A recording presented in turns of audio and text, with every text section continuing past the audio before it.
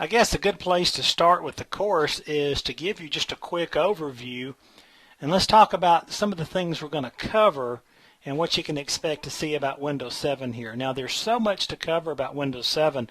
I've broken it down into just a few major categories so that you can kind of see where you want to go. Now for the most part, some parts of this is meant to be in order, and I've got those videos designated as Part 1, Part 2, and so forth. Otherwise, you may just want to skip around and take whatever is interesting to you.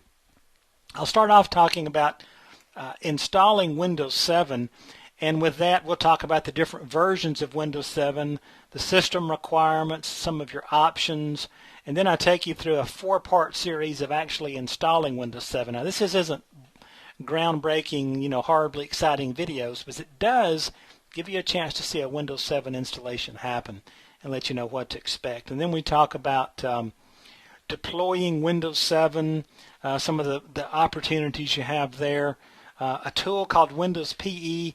It's not really part of Windows 7, but you need to be aware of it. It can be really cool for you. And then we talk about the concept of anytime upgrades, and then we jump into the user experience. This is probably going to be most people's favorite part of the video, certainly mine, to play with all the new cool things that are in Windows 7, and there's some really cool stuff. I think you'll like a lot of that. We're talking about everything from the new taskbar to peek, shake, and snap. Some really cool things there. Some keyboard shortcuts, calibrating the display, federated search, which is a really cool idea that you're going to see develop in Windows 7. The device stage, sticky notes, pinning things to the taskbar and start bar, some cool things that happen to Calculate and WordPad, how to get the old quick launch bar back. So lots of things on the user experience. Then we jump into files, folders, and data, and we jump into one of the most interesting probably changes, and that is the concept of libraries in Windows 7, and we'll talk about those. You're going to like them, by the way. Then we'll jump into some Windows 7 networking, and we'll talk about the new home group that Microsoft has put into Windows 7 that's really kind of cool. We'll talk about direct access. This is a really Star Trek kind of deal. You don't need VPNs anymore, and we'll talk about how to pull that off. That's in a Windows 7 environment. You'll get all the details. We'll talk about remote access, remote assistance, which really is the same as before, but it's just really cool. Then, of course, remote desktop. And then from there, we will jump into some security and privacy.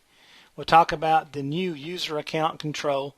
This thing was an absolute nightmare in Vista, and they've really cleaned it up a lot. We'll talk about how to manage it and work with it. We'll take a look at user accounts, creating a new user, creating a password reset disk.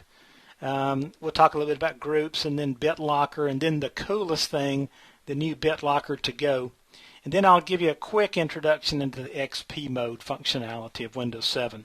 Then we're going to jump from there into performance and maintenance.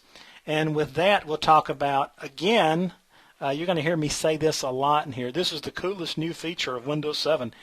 And I'll say that a couple of hundred times, but problem steps recorder. I don't know why we didn't think of this before.